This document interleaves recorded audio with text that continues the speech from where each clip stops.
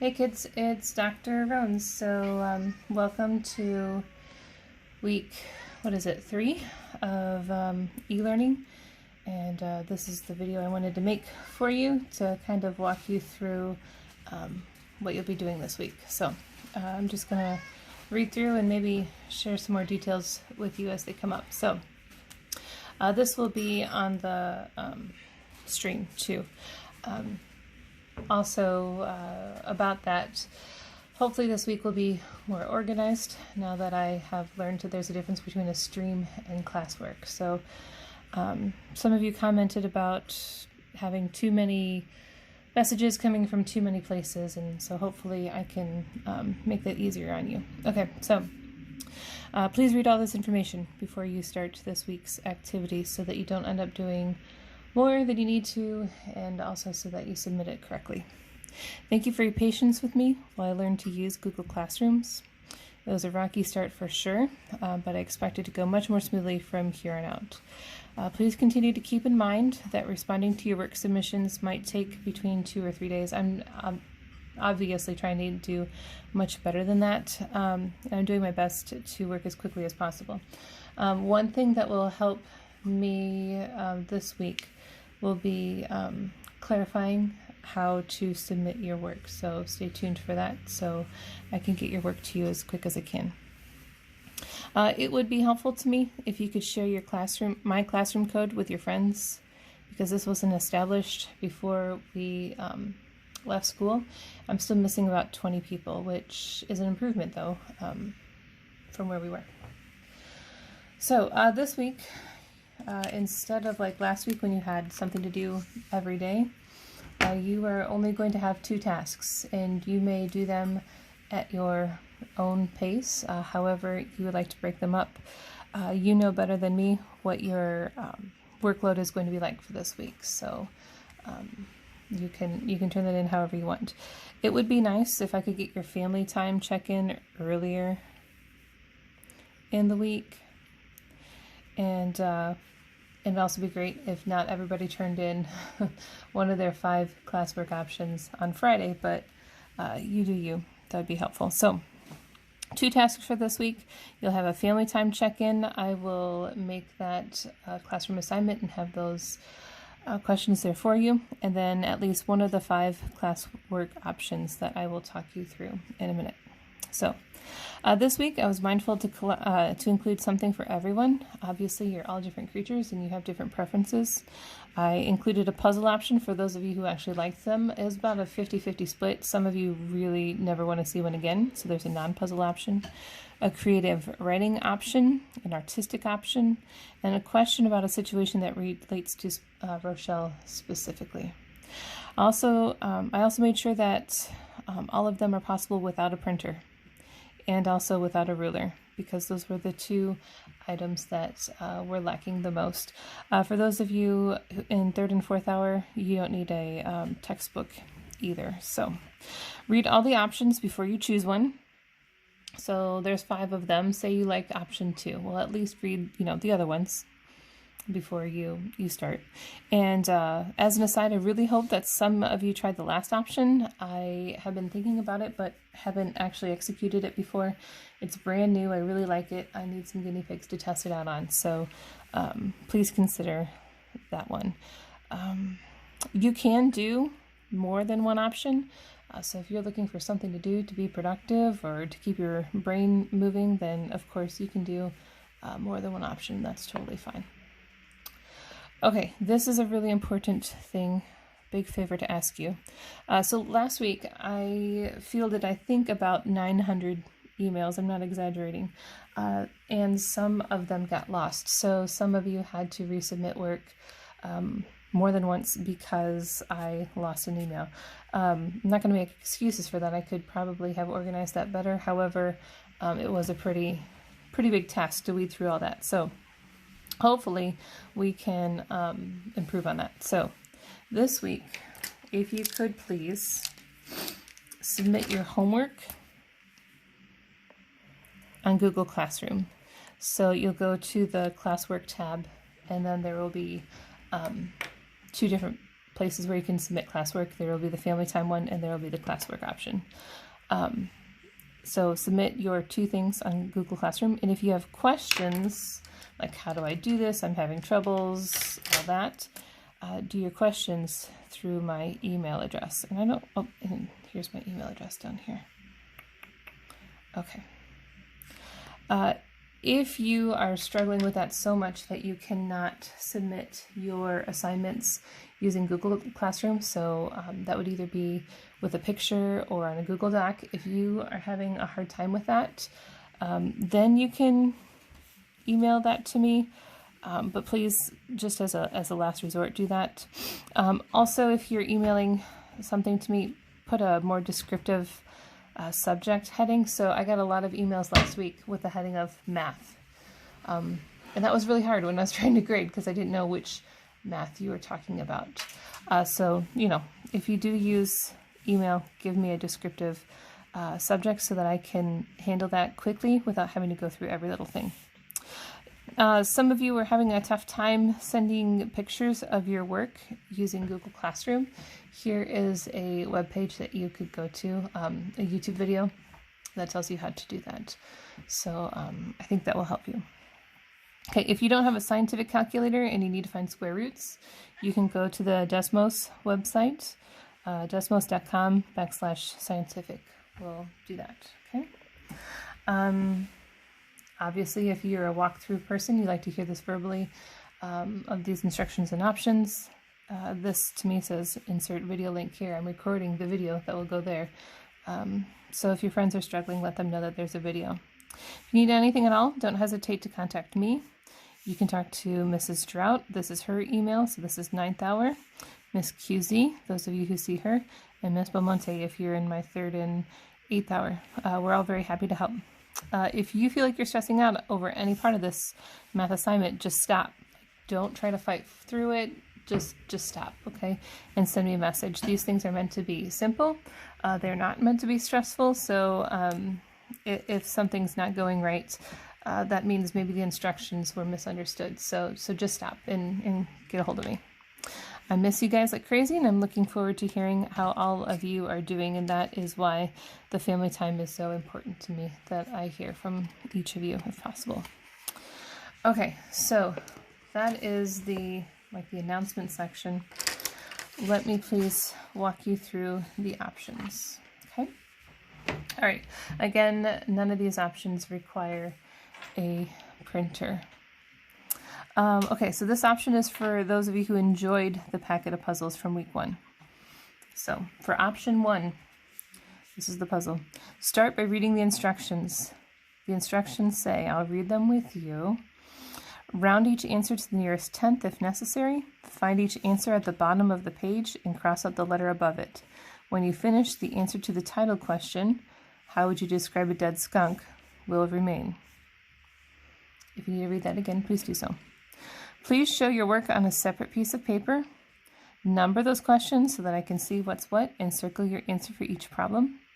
It would also be helpful if you write dark or make sure that your pictures are of a good quality, because some of them were kind of hard to see. Then put a big star next to your final answer to the riddle on your paper. Okay. When finished, please take a picture of your work and submit it using Google Classroom. So you don't have to print all this unless you want to, but you don't have to. All right, here's a pro tip for you. If you're struggling with a question, consider drawing a picture of it. Some of them do have illustrations to go along with it.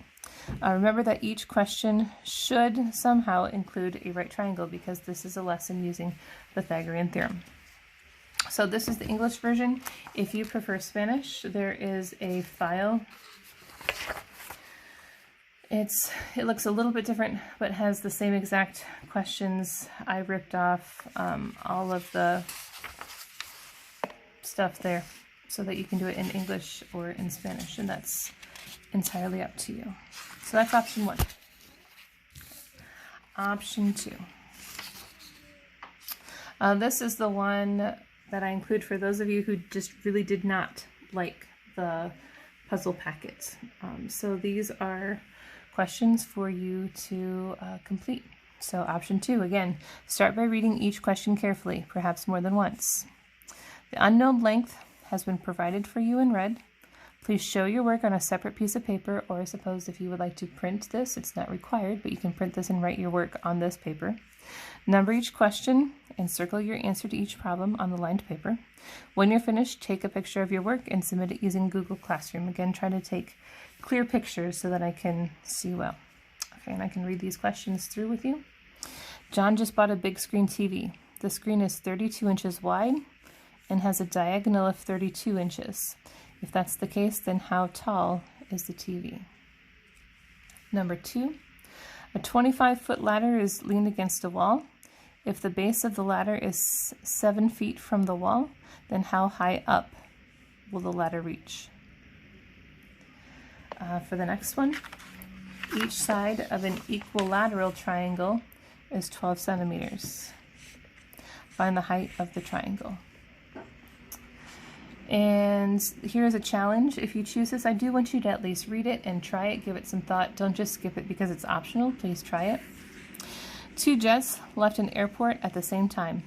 One traveled east at 300 miles per hour. East is this direction. And the other traveled south at 400 miles per hour. That's that direction. How far apart were the jets at the end of 1 hour? So 300 miles per hour, 400 miles per hour. How far are they away from each other after 1 hour? I'll give you a clue. It's not 700.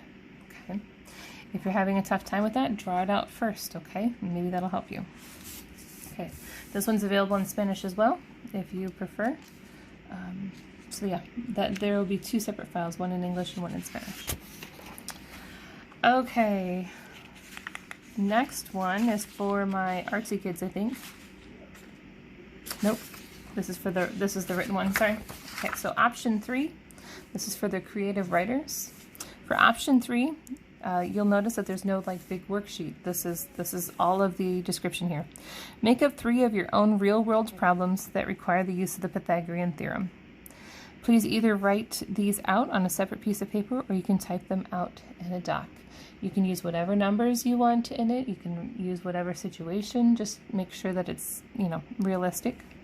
Then create the answer key with your work for each question. So you can't just throw down a whole bunch of numbers. You actually do need to work it out, please, but there's only 3 of them.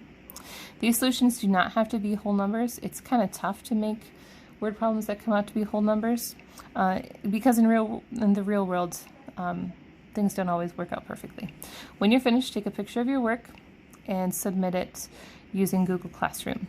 As an added challenge, you can ask either a friend or a family member to try out your questions because when you are a teacher, you find that something makes perfect sense when you initially create it, and then you find out that, oops, I'm not clear. I did not do well with that question when you assign that to somebody else. So see if a family member can figure that out. Okay, so that's option 3. Okay. Option number 4 is about a city called Prague in the Czech Republic. I've actually been to the Czech Republic. I was looking through my old pictures to see if I could find a picture of the sidewalk, but I never thought to look at the sidewalk, I suppose. There's lots of really beautiful buildings, so I suppose I was always looking up and not down. Also, I don't think they spelled Czech Republic right. I don't think that's how you spell it. But anyway, okay, option 4.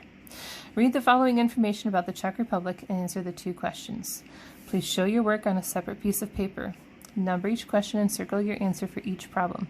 When you're finished, please take a picture of your work and submit it using Google Classroom. As an optional challenge, but I really do hope that you will do this because I want to see some art from you kids. A couple of you sent me some incredible art last week, and I'm just floored at your talent here. Create your own complex shape. You'll understand what that is in a minute. Using squares and right triangles. Feel free to make it colorful, make it pretty. Calculate the area and the perimeter, which is something that you're going to do for this activity, and remember to show your work. So these are the questions that you are going to complete, and then you can make your own in a moment. So it says, Prague is an ancient city in the Czech Republic. In Prague, some of the sidewalks are made up from small square blocks. They're 5 centimeters by 5 centimeters. So this is an example. The blocks are in different shades to make patterns, so different colors. This is one of the patterns that they make. In this pattern, some triangular blocks are made by cutting the square in half diagonally. So because they're cutting a square diagonally, you can assume that all of these triangles are right triangles. Okay. So you are to find the area of this, show how you figured it out, and then you're going to calculate the perimeter. Remember, the perimeter is the walking distance around something. So the perimeter would be, how long would it be if I just built a fence all the way around like so. So perimeter is the red line. The area is how many boxes make this up, or how many 5x5 squares would you need. Okay, so you're counting 1, 2, 3, and so forth. Okay, so area is like that. Okay, and again, please make your own pretty one for me to look at, and include your area and the perimeter. That would be super cool. Okay. All right, again, there's a Spanish version of this page here, so that maybe that's a little bit more understandable. Okay. This is my favorite one. You don't have to do my favorite one, but I think it's super cool. Okay, so this has a lot of writing to it, so I'll read it with you here. So here's option 5. Read the following real life situation and answer the questions that follow. Please either write your responses or type them in a Google Doc. When you're finished, please take a picture of your work if you wrote on paper, or send the typed document and submit it using Google Classroom.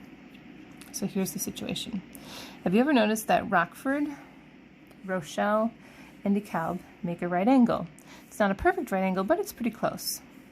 Well, it's an easy 25-minute drive from Rochelle to Rockford, and it's a direct 17-mile drive from Rochelle to DeKalb. There's no great way to travel directly from DeKalb to Rockford. This is especially annoying because these are the closest big cities to Rochelle, and neither of these cities perfectly have everything that we'd like in one place. So for example, what if you really wanted beefaroo? I'm not from Rockford or this area, so I think beefaroo is gross, but anyway. What if you wanted beefaroo for lunch and then Ollie's for dessert, right? Or if you wanted to go to Hy-Vee, which is near DeKalb, right, for some special items in their huge organic section. I learned last time I was there, which was a while ago, that you can make your own peanut butter. That's super cool. Unless you're allergic to peanuts, and that's not cool. And also to Sam's Club on the same day, right, to stockpile some bulk toilet paper at the Sam's Club, right? So it's kind of a pain. You can do one or the other, but neither city includes all of those things that you might want, and there's not really a good shot from one to the other. So I did find some alternate strategies. I know Mrs.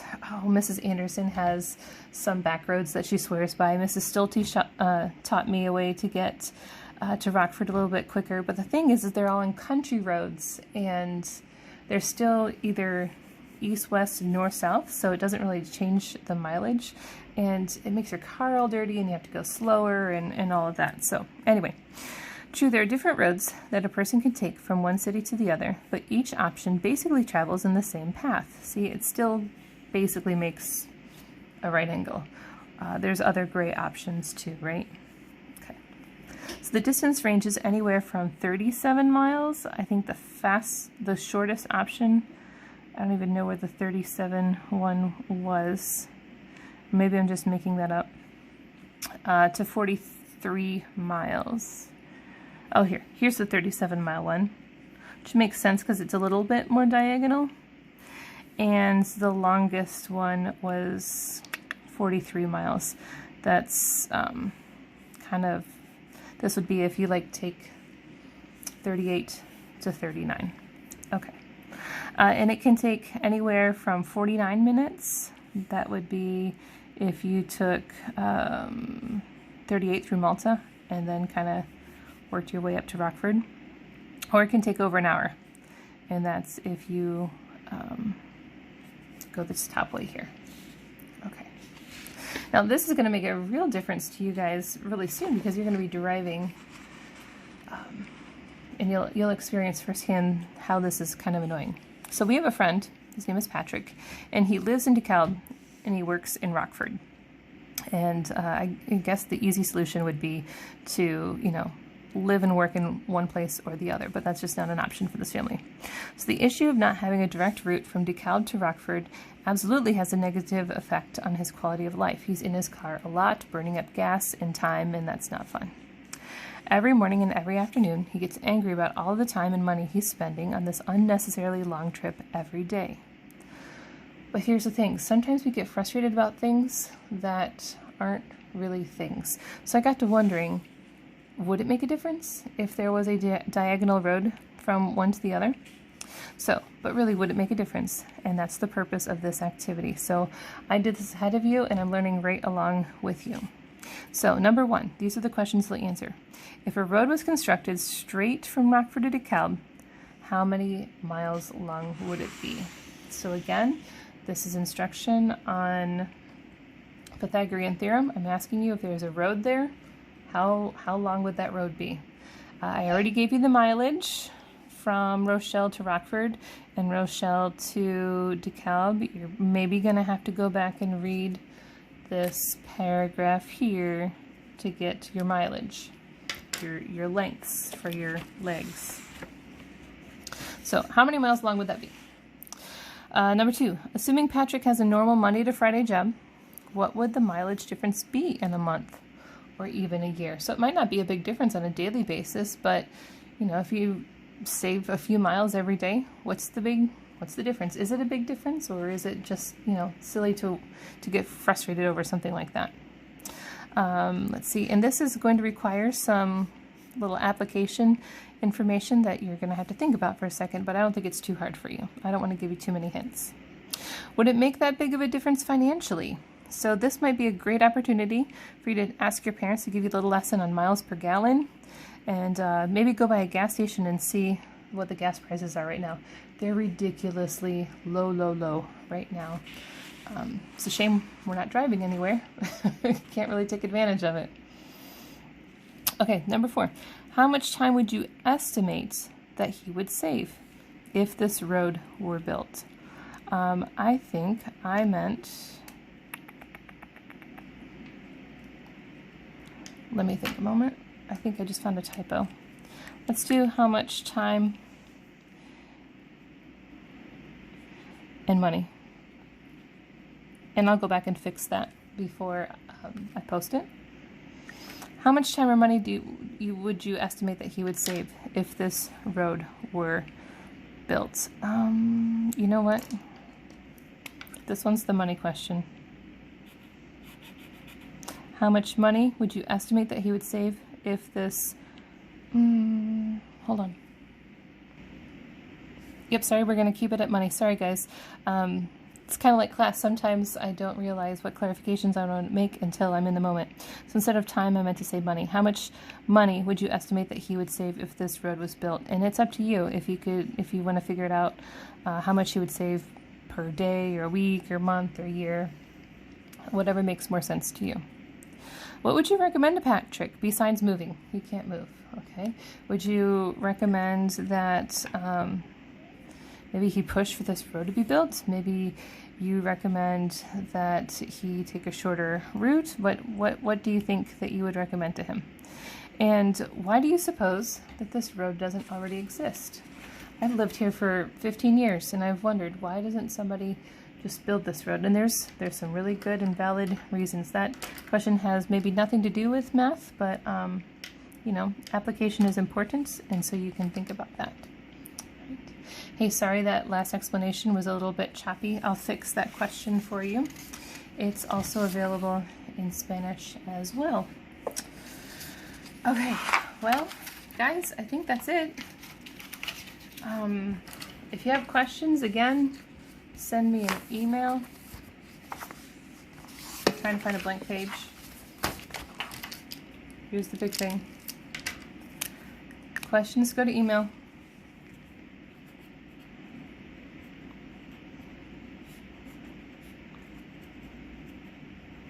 Okay, so drones at d231.rochelle.net, and then your homework turn in through Google Classrooms. Okay, you have 2 assignments this week, 2 things.